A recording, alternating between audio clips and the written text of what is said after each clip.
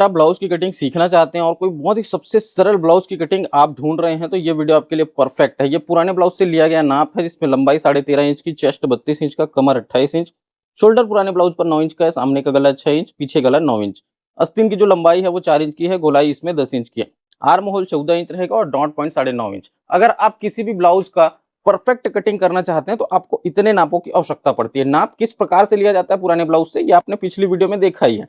तो चलिए फ्रेंड्स शुरू करते हैं। सबसे पहले हम पीछे पल्ले की कटिंग करेंगे, उसके बाद हम उसी के हिसाब से सामने पल्ला काटने के लिए देखेंगे। यकीन मानिए ये सबसे सरल ब्लाउज कटिंग होने वाली है आपके लिए।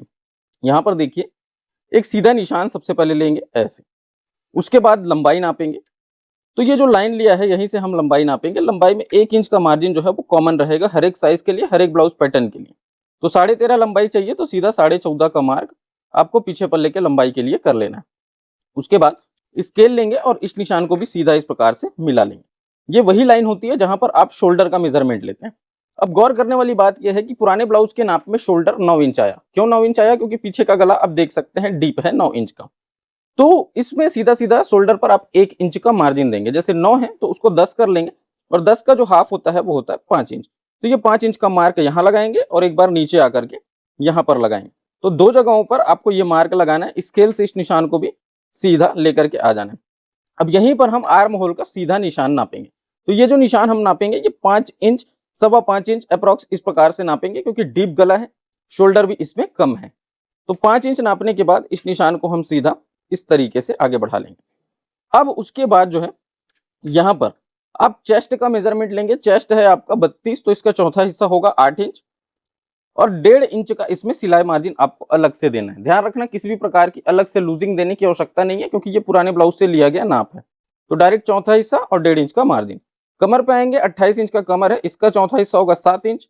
1 इंच पीछे पल्ले के डॉट के लिए मार्जिन देंगे और 1.5 इंच सिलाई का मार्जिन देंगे, ये इस प्रकार से। उसके बाद स्केल लेकर के निशानों को आपको मिला लेना है। तो ये सीधा मार्जिन से मार्जिन वाला निशान मिलेगा और ये डायरेक्ट आपका फिटिंग वाला। उसके बाद जो है यहाँ पर हम आर्म होल और शोल्डर को देखेंगे। तो ध्यान दीजिए शोल्डर का जो स्लोप है वो हम 1/2 इंच लगभग नीचे करेंगे। 1/2 इंच उससे थोड़ा कम भी कर सकते हैं। गले की तरफ इसको डाउन कर देना है, सिंपली क्योंकि आप डीप गले का ब्लाउज बना रहे हैं। अगर सीखने वाले हैं तो एकदम सरल तरीका होता है, गले की तरफ डाउन करने से शोल्डर नहीं गिरते हैं। उसके बाद हम यहाँ पर लगभग 2.25 इंच का गले का चौड़ाई लेंगे, ये ऐसे। अब चूंकि ये पीछे का पल्ला है तो पीछे पल्ले की गहराई इसमें 9 इंच की है। 1/2 इंच आपको शोल्डर का दबाव के लिए छोड़ना है और सीधा 9 इंच का यहाँ पर मार्क कर देना है। तो ये 9 इंच इस प्रकार से नाप करके स्केल से निशान को थोड़ा आगे बढ़ाएंगे। नीचे जो गले का फैलाव रहेगा 2.5 इंच, 2.25 इंच इस प्रकार से आप यहाँ पर रख सकते हैं, ठीक। और ऊपर से इस निशान को मिला करके आपको गोलाई का शेप दे देना है। तो गोलाई का शेप देने के लिए आप फ्रेंच कर्व या सिंपली हाथ से भी इसको गोलाई दे सकते हैं, ये ऐसे। ज्यादा दूर से गोलाई नहीं दी जाती, बहुत नजदीक से दिया जाता है। उसके बाद आ जाएंगे हम आर्म होल पर और डॉट पर। तो दोनों में से आप कोई भी कर सकते हैं। डॉट जैसे 4 इंच की दूरी पर और लगभग वही 4 इंच, 4.25 इंच की ऊंचाई ले सकते हैं। ऊंचाई जो डॉट की होती है वो ब्लाउज के लंबाई के ऊपर में डिपेंड करती है। ये 4 इंच ले लेंगे, सफिशिएंट है। इसके बाद इस निशान को ऐसे मिला लेना। 1/2 इंची डॉट यहाँ पर लगेगा आपको। उसके बाद आर्म होल का जो निशान है इसको 1/2 इंच अंदर डाउन करेंगे। ध्यान रखना ये जो डाउन करते हैं हम पीछे पल्ले के लिए नहीं करते, मेन इसको किया जाता है सामने पल्ले के लिए। लेकिन आपको क्लियरली समझ में आए इसके चलते यहाँ पर दोनों आर्म होल की गोलाइयों को हम देखेंगे। पहली जो गोलाई होगी वो इसी डाउन वाले निशान से 1 इंच की दूरी पर और उसके बाद 1.25 इंच की दूरी पर, मतलब 1.25 इंच का जो डिस्टेंस है वो होना चाहिए दोनों गोलाइयों के बीच में। अब यहाँ पर जो गोलाई हम देंगे, जैसे आप फ्रेंच कर्व का यूज करते हैं तो ये फ्रेंच कर्व रख करके ऐसे आप ये गोलाई शेप दे सकते हैं, ठीक है। और ठीक वैसे ही फ्रंट पल्ले का भी गोलाई शेप दिया जा सकता है, ये ऐसे देखिए। लेकिन फ्रंट पल्ले का अभी हमें काम नहीं है, तो फ्रंट पल्ला जब काटेंगे तो उसको देखेंगे। ये जो गोलाई वाला निशान है इसको हल्का डाउन कर देंगे, ये मार्जिन वाले निशान की तरफ हल्का सा डाउन कर देंगे, जिससे गोलाई शेप प्रॉपर आता है। बस इतना करने के बाद इसकी कटिंग कर देंगे, ठीक है। बहुत सरल है ये। और अगर आप इस प्रकार के ब्लाउज के रेडी पेपर कटिंग्स मंगाना चाहते हैं, जिसपे भी बाय 1 गेट 1 फ्री का शानदार ऑफर भी चल रहा है friends, waterproof laminated white paper के साथ में आते हैं, तो आप लोग मंगा सकते हैं उसको कैश ऑन डिलीवरी पर 100% फिटिंग गारंटी के साथ, जिसमें आपको साथ में बुक भी मिलता है और उस बुक में कंप्लीटली ब्लाउज कटिंग और सिलाई के बारे में बहुत ज्यादा डिटेल नॉलेज दी हुई है। तो डिस्प्ले पे नंबर चल रहा है, कैश ऑन डिलीवरी पर मंगाने के लिए आप तुरंत व्हाट्सएप पर मैसेज करें और पूरी डिटेल्स ले सकते हैं। अभी हमने पीछे पल्ले का पूरा कटिंग कर दिया है। अब एक और पेपर लेंगे और इसी को हम कॉपी करेंगे। कॉपी करने के बाद जो है हम फ्रंट पल्ला कैसे बनाएंगे उसको देखेंगे, ठीक है। तो यहां पर देखो, ये जो कॉपी करने का तरीका है इसमें आपको थोड़ा थोड़ा मार्जिन छोड़ना पड़ेगा, एक तो नीचे की साइड इस तरफ भी और उस तरफ भी, ताकि हम फ्रंट पल्ले का जो डॉट मार्जिन है, सिलाई मार्जिन है, पफ का मार्जिन है, वो सब दे सकें। तो ये इस तरह से पहले पूरा कॉपी कर देना है।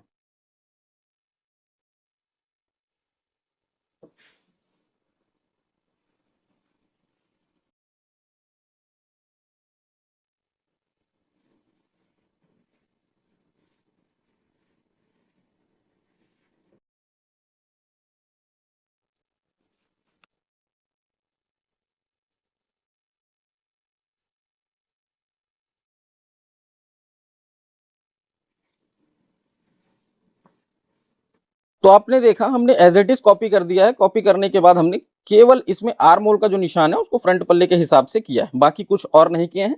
अब आ जाएंगे डायरेक्ट गले पर।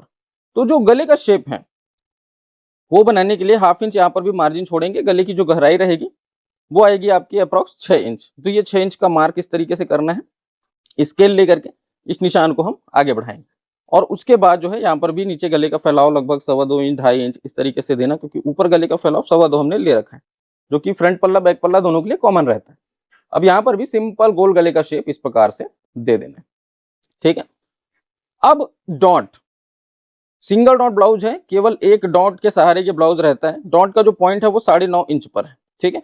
तो 1/2 इंच यहाँ पर भी मार्जिन आपको छोड़ देना है शोल्डर ज्वाइंट के लिए और डायरेक्ट 9.5 का मार्क करेंगे मार्जिन छोड़ने के बाद। तो ये 9.5 जहां पर आ रहा है एक छोटा सा पॉइंट कर देंगे और इधर से जो डिस्टेंस लेंगे वो कितना लेंगे, 4 इंच।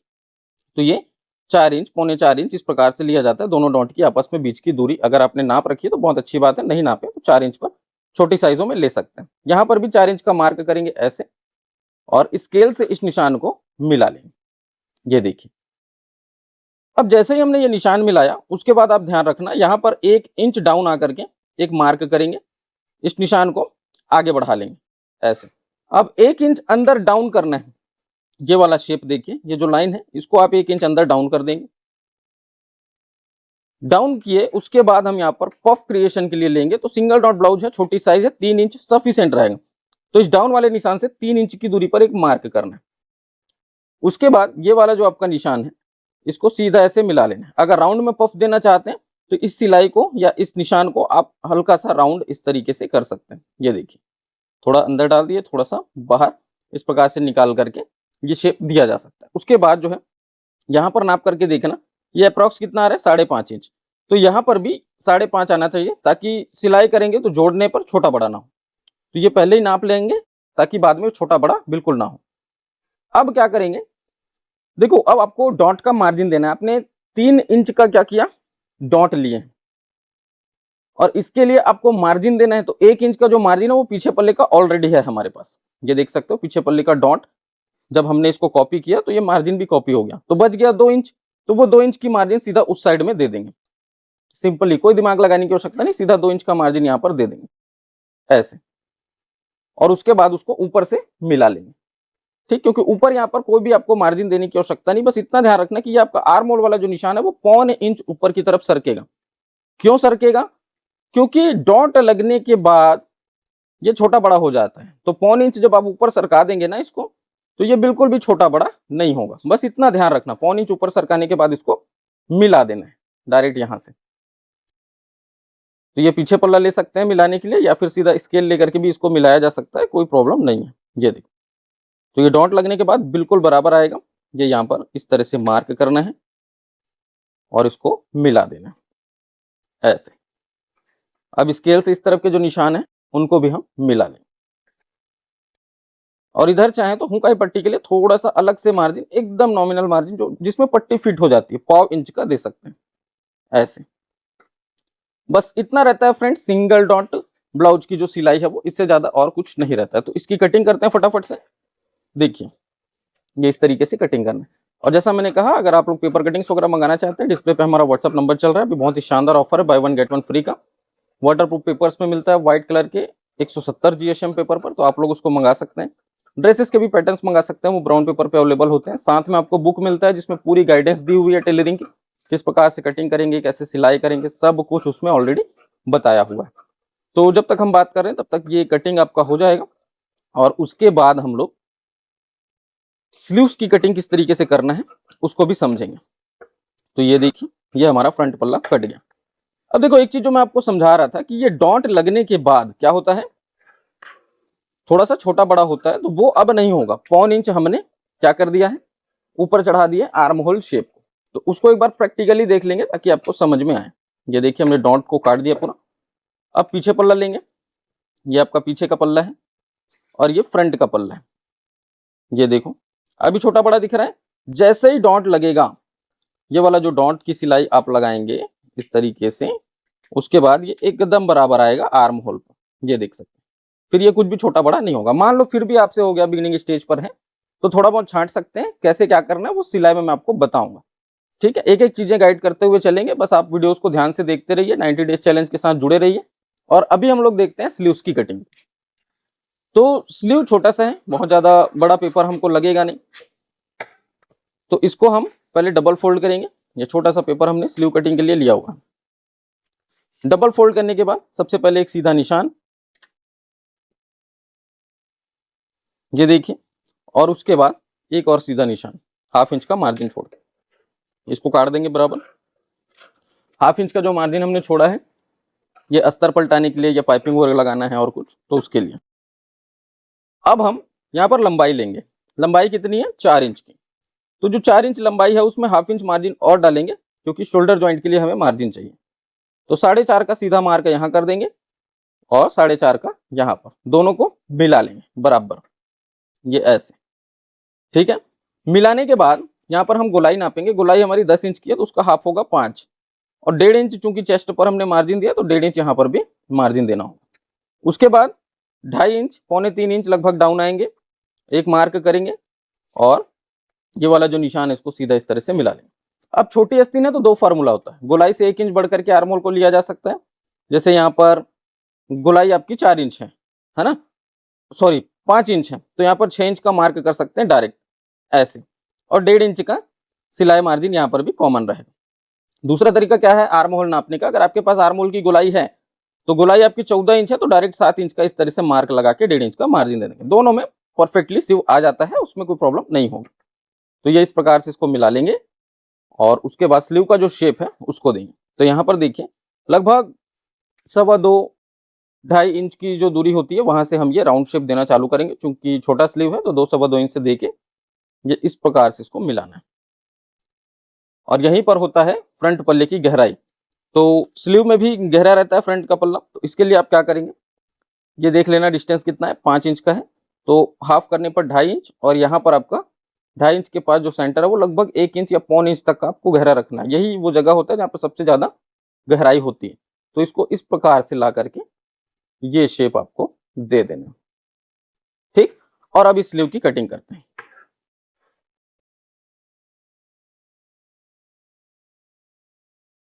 ये देखिए, इस तरीके से आपको ये कंप्लीटली कटिंग कर देना है और उसके बाद हम फ्रंट पल्ला जो है उसको छांट देंगे। तो ये कट लगा लेते हैं और उसके बाद ये इतना हिस्सा आपका छंट जाएगा। तो मुझे उम्मीद है फ्रेंड्स आप लोगों को ये वीडियो पसंद आया होगा, जिसमें हमने स्लीव कटिंग को भी साथ में इंक्लूड रखा, और कंप्लीटली अगर आप बिगिनर हैं तो किस प्रकार से एक ब्लाउज की कटिंग को कर सकते हैं। सीखने वालों के लिए सिंगल डॉट जो ब्लाउज होता है वो बेस्ट होता है। डायरेक्ट कपड़े पर कटिंग का ये फॉर्मूला है। बस अब सीधा इसको क्या करना है, आपको कपड़े पर रखना है, कपड़े पर रख करके मार्किंग करना है, मार्किंग करके आपको कटिंग कर देना है, ठीक है। ये पीछे पल्ला जो रह गया है गला, इसको भी हम कटिंग कर लेते हैं। और एकदम सरल, बहुत ज्यादा सरल है। किस तरह से कटिंग हमने किया आप देख सकते हैं। इन सब की सिलाई भी आएगी, ठीक है। सिंगल डॉट ब्लाउज, और इसके बाद हम लोग 4 डॉट ब्लाउज, 4 डॉट बेल्ट का ब्लाउज, कटोरी ब्लाउज, प्रिंसेस कट ब्लाउज, ये सारी चीजों को देखेंगे, सीखेंगे। और मैं आगे आप लोगों के लिए पूरा रोड मैप तैयार करूंगा कि किस प्रकार से बिगिनर्स को और बहुत अच्छे तरीके से ब्लाउज की कटिंग और सिलाई को सिखाया जा सकता है। तो उम्मीद है वीडियो आपको पसंद आया होगा। वीडियो अगर पसंद आया तो उसको लाइक करें, शेयर करें, और मेरा जनाब से फिर मुलाकात करता हूं किसी नए वीडियो में नए टॉपिक के साथ। तब तक के लिए जय हिंद।